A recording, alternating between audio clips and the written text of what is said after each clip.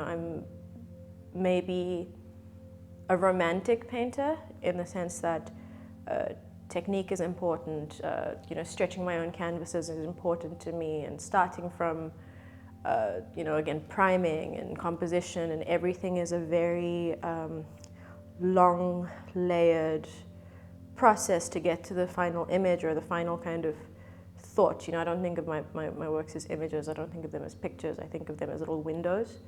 And I think that there's also an interesting durational aspect to painting that makes me think of history.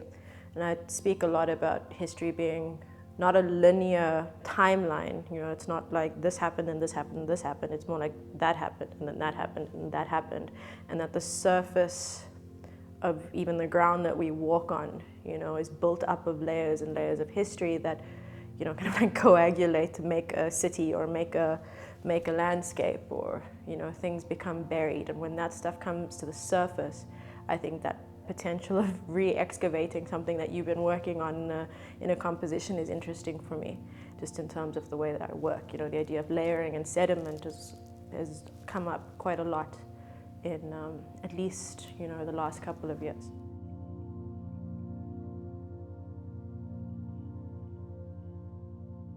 Even though my work is primarily painting and drawing, it's very concerned with photography. So I've worked particularly with Colonial office images from the National Archives and photography I'd taken myself in botanical gardens, and family photographs, the majority of which were given to me by my grandmother in a little black shoebox. Hundreds of images.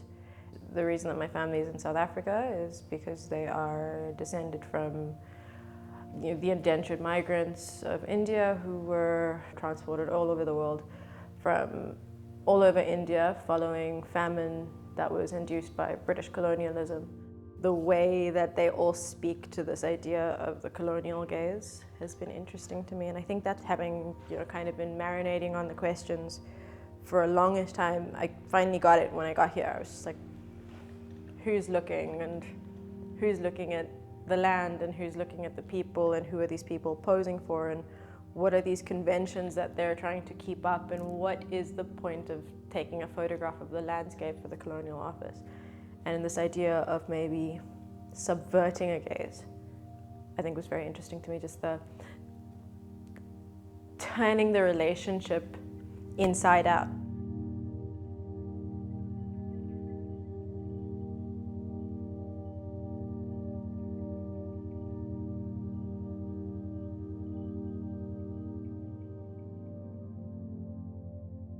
It's 20 minutes to 3 and the sun's about to go down. One of the things that I miss has been daylight. I think it's been a lot more interesting to make work where I think your body's natural circadian rhythm is out of sync with the place that it is. So I generally start working later in the day and I carry on for a long time into the night, and it feels like I get more daylight generally. I also miss my cats, definitely my cats. It's probably not going to make it onto the video, but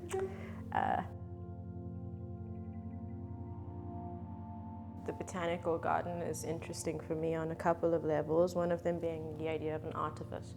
The way that these large masses of land are curated, the way that things from all over the world come there and live together in the most unnatural groupings. They were made for figuring out how to make empire, make colonialism more feasible financially, how to make it the most profitable, and how to feed people, groups of oppressed people, slaves, indentured laborers, how to feed them cheaper, how to grow certain crops in certain climates, and where is the best place to grow sugarcane. And I think in all of these sort of bastion cities of colonialism, in Mumbai and Durban and England, here in England, in Guyana and Trinidad, these botanical gardens still exist, and they have a different kind of purpose now. But I think that those spaces are interesting for that reason.